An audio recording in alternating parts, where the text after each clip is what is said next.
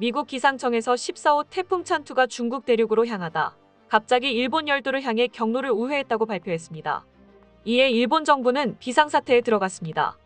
태풍 찬투가 중국 대륙으로 갈 때 강력한 초대형 태풍으로 성장해 중국 남부에 엄청난 피해를 줄 것으로 예상됐지만 태풍이 일본 쪽으로 급우회하면서 일본 열도에 큰 타격을 줄 것으로 예측되고 있기 때문입니다.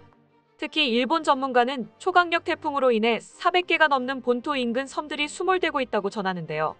게다가 이번에 발생한 태풍 찬투에 의해 일본이 2조 원을 들여 만든 인공섬이 가라앉을 위기에 일본 산업 인프라가 붕괴될 것으로 예상되고 있습니다. 이러한 위기가 예상되는 가운데 일본 정부는 일본의 섬들이 사라지게 되면 영해가 줄어들게 돼 영해 확장에 도움이 안 되는 독도를 포기하고 일본 인근 섬들의 내실을 다지기로 한 움직임을 보이고 있습니다. 일본 자위대가 만든 홍보 영상에서는 독도가 한국의 영토라는 것을 인정하는 듯한 자료가 나와 눈길을 끌고 있습니다. 전문가들은 일본이 독도를 포기한 이유에는 이번 일본의 수출 규제의 경제가 최악으로 치닫고 있는 것도 한몫했다고 보는데요.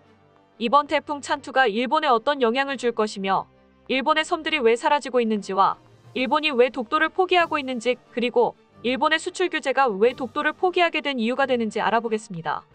미국 기상청은 14호 태풍 찬투가 이상행동을 보이며 슈퍼 태풍으로 변해 일본에 엄청난 피해를 경고했습니다. 찬투의 구름 사진을 보면 태풍 중앙부에 작은 점을 볼 수 있는데요. 이는 태풍의 눈으로 이것이 뚜렷하게 보인다는 것은 태풍이 엄청나게 강하게 돌고 있다는 것을 의미합니다.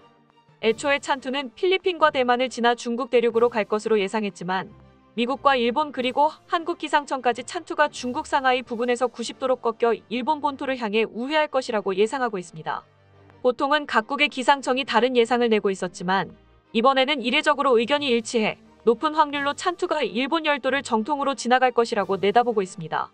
찬투의 순간 초속이 80m를 기록했을 만큼 엄청난 강풍과 폭우가 예상되는 가운데 일본은 초비상에 걸렸습니다.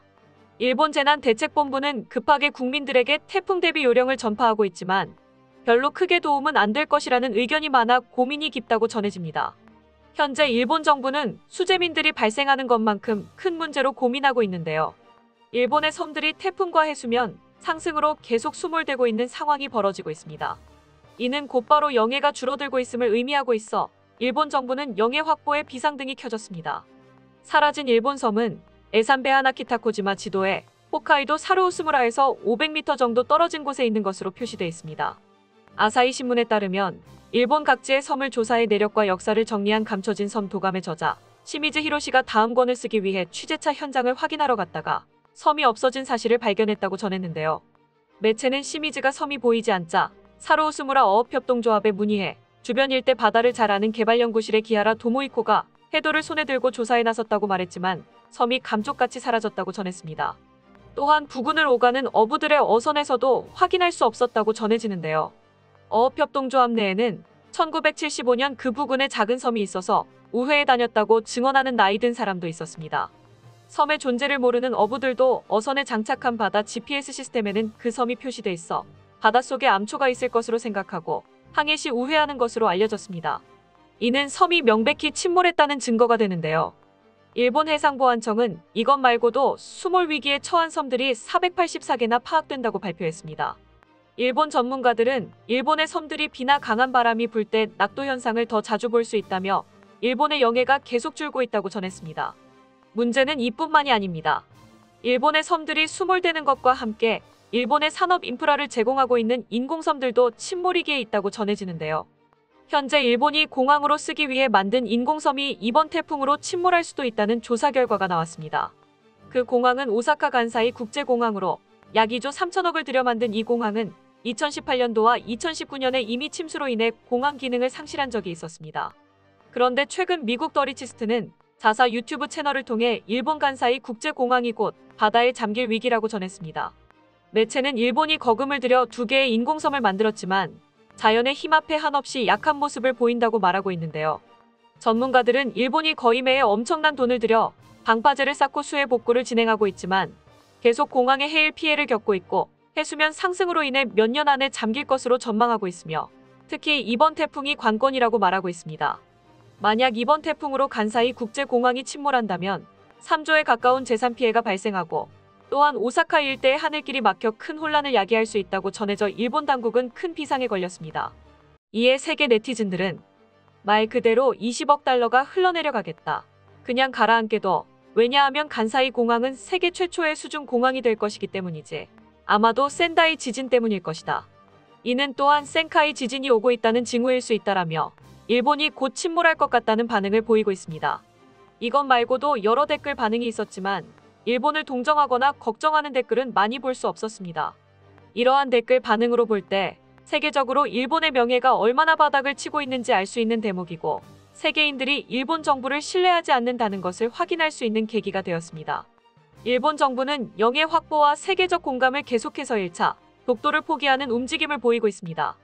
그것을 볼 수 있는 것이 최근 자위대에서 만든 자위대 홍보 영상 중 자위대의 작전 구역을 설명하는 구간에서 독도가 빠진 것을 알 수 있습니다.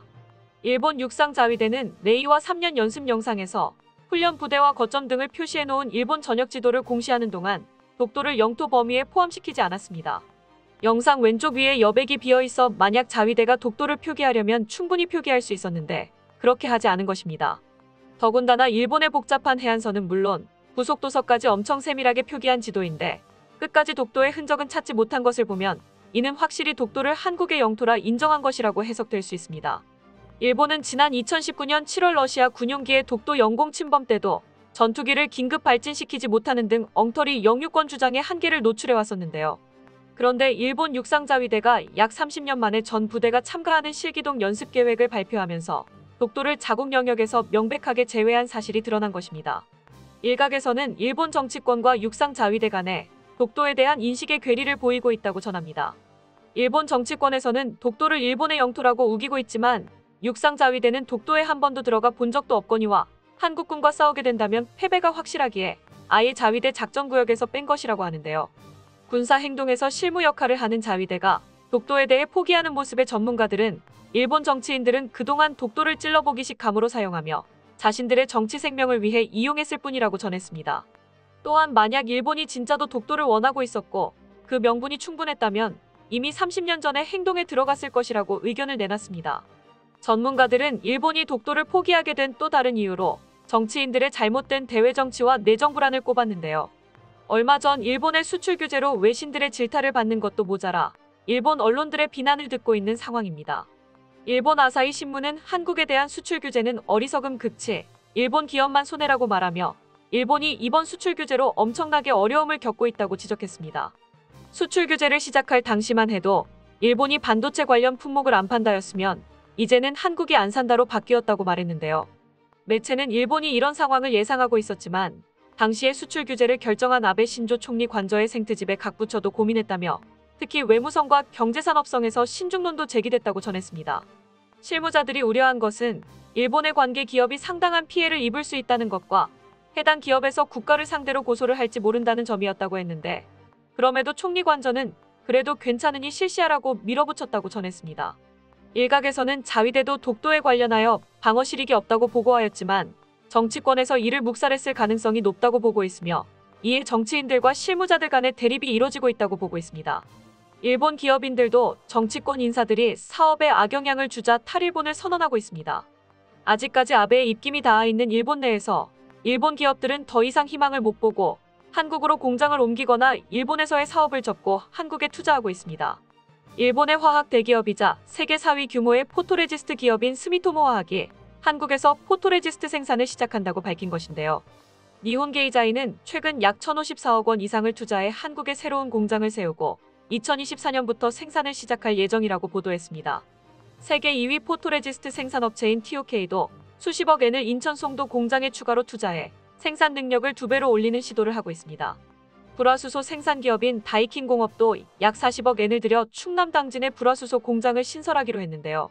전문가들은 일본에서 돈이 자꾸 한국으로 흘러들어가는 것과 일자리 부족으로 인해 엄청난 경제적 타격을 받고 있는 상황이며 그 피해는 천문학적 금액이라고 전하고 있습니다. 일본은 반도체 관련해서 한국에 수출하는 것이 없지만 반대로 한국은 일본에 반도체를 수출하고 있으며 최근에 들어서는 반도체 품귀 현상이 일어나 일본 내에서 반도체의 가격이 폭등하고 있습니다. 전문가들은 일본이 수출 규제로 입은 피해가 일본 국방력에도 영향을 미쳤고 이에 독도 야욕도 풀이 꺾였다고 말했는데요.